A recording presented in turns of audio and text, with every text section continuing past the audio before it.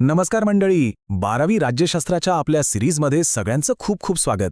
आज आपण एका सुपर इंटरेस्टिंग आणि तितक्याच महत्त्वाच्या टॉपिकवर बोलणार आहोत.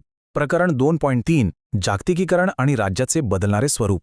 आता जागतिकीकरणामुळे राज्याची म्हणजे आपल्या देशाची ताकद आणि भूमिका कशी बदलली आहे, याचे राजकीय परिणाम काय झालेत, हे सगळं आपण एकदम सोप्या भाषेत समजून घेणार आहोत. चला सुरू करूया. तर सगळ्यात मोठा प्रश्न जो आपल्यासमोर आहे तो हा की जागतिकीकरणाच्या या जमान्यात खरंच राष्ट्र-राज्य हेच सर्वात महत्त्वाचं आहे का?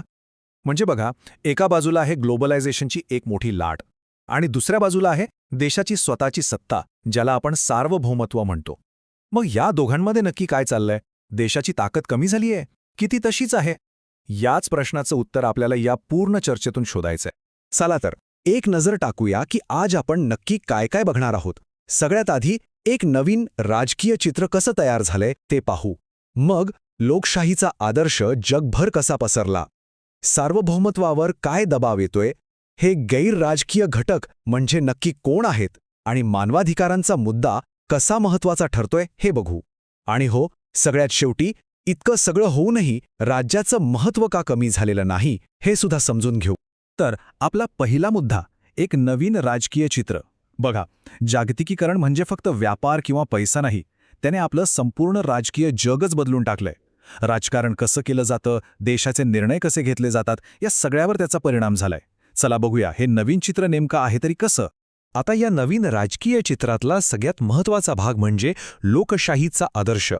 जागतिकीकरणाच्या काळात एक मोठा बदल झाला, तो म्हणजे जगभरात लोकशाही विचारांचा प्रसार झाला. पाहूया बरं हे नक्की कसं घडलं. हे सगळं सुरू झालं साधारण 1989 नंतर, जेव्हा सोव्हिएट युनियनचं विघटन झालं आणि शीतयुद्ध संपलं. ही एक खूप मोठी घटना होती. यामुळे काय झालं तर जगभरात उदारमतवादी लोकशाहीची एक लाटच आली. अनेक देश या विचाराकडे वळले आणि मग एक नवीन कल्पना समोर आली, नागरिक केंद्रित शासन.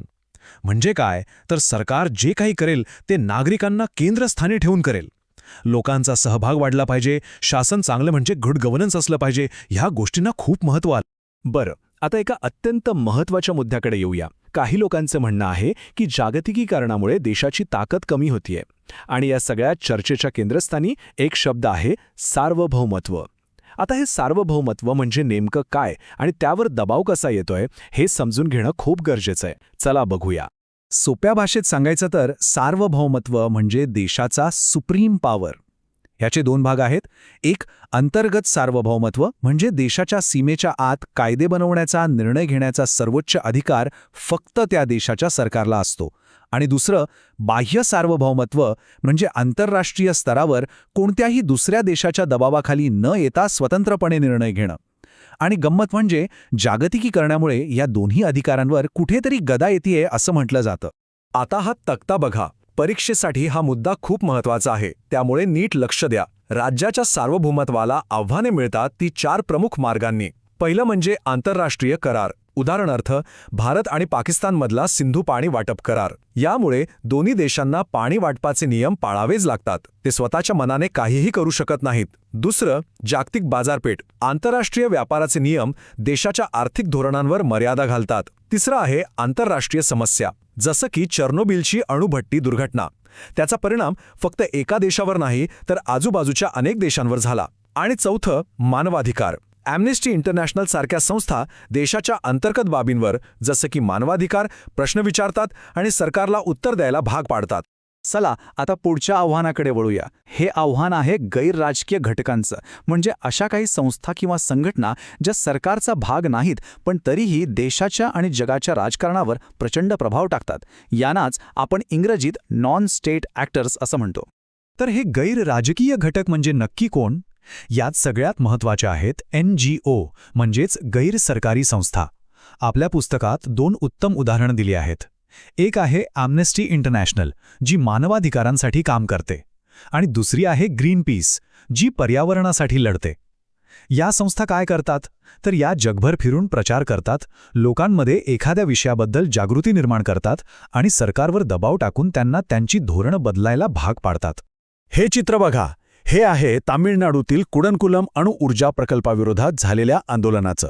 आता मुद्दा जरी भारतातला स्थानिक असला तरी या आंदोलनाला जगभरातल्या अनेक NGOनी पाठिंबा दिला.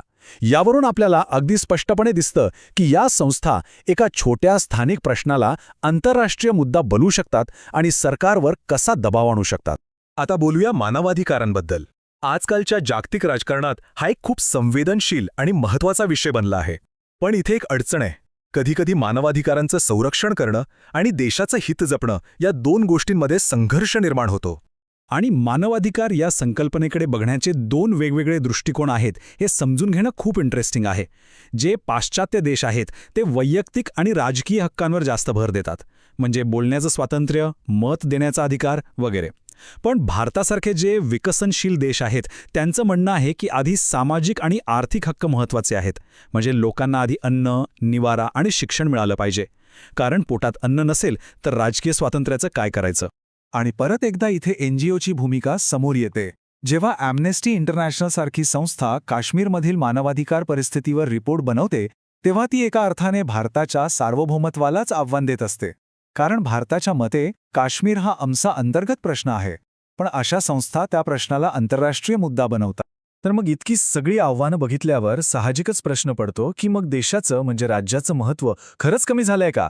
आता बघूया की आपलं पुस्तक यावर अंतिम निष्कर्ष काय देतं. याचं उत्तर असं आहे की आजही अशी काही महत्त्वाची कामं आहेत जी फक्त आणि फक्त राज्यच करू शकतं. कोणती कामं? तर पहिलं, लोकांच्या मूलभूत मूल्यांचं रक्षण करणं. दुसरं, सामाजिक सुरक्षा पुरवणं म्हणजे पेन्शन योजना किंवा आरोग्य योजना राबवणं. आणि तिसरं, देशाच्या विकासाला चालना देणं. ही कामं करायला सरकारकडे जी यंत्रणा असते म्हणजे कायदेमंडळ, न्यायव्यवस्था, पोलीस, प्रशासन, ती इतर कोणत्याही संस्थेकडे नसते. आणि हे वाक्य हे या संपूर्ण प्रकरणाचं सार आहे. परीक्षेसाठी हे लक्षात ठेवणं अत्यंत गरजेचं आहे. सार्वभौमत्वाच्या संदर्भात शंका असल्या तरी देखील राज्य देशांतर्गत आणि आंतरराष्ट्रीय पातळीवर कार्य करणारी सर्वात महत्त्वाची संस्था आहे. अगदी स्पष्ट आणि सरळ निष्कर्ष आहे. म्हणून एक गोष्ट डोक्यात पक्की ठेवायची, जरी NGOचा प्रभाव वाढला असेल, आंतरराष्ट्रीय व्यापार वाढला असेल, तरी राज्याचं महत्त्व कमी झाले असं मानणं ही एक मोठी चूक ठरेल. थोडक्यात काय, तर आज ही संपूर्ण राजकीय व्यवस्थेचा केंद्रबिंदू हा राज्य म्हणजेच देश हाच आहे. तर मित्रांनो, आज आपण पाहिलं की जागतिकीकरणामुळे राज्यासमोर आव्हानं नक्कीच आहेत, पण त्याचं महत्त्व अजिबात कमी झालेलं नाही. पण हा विचार इथेच संपत नाही. भविष्याचा विचार करा. नवीन टेक्नॉलॉजी, पर्यावरणाचे प्रश्न, सायबर हल्ले, ह्या सगळ्यामुळे राज्याच्या भूमिकेत पुढे जाऊन आणखी काय बदल होऊ शकतात? हा एक विचार करण्यासारखा प्रश्न आहे, नाही का? यावर नक्की विचार करा.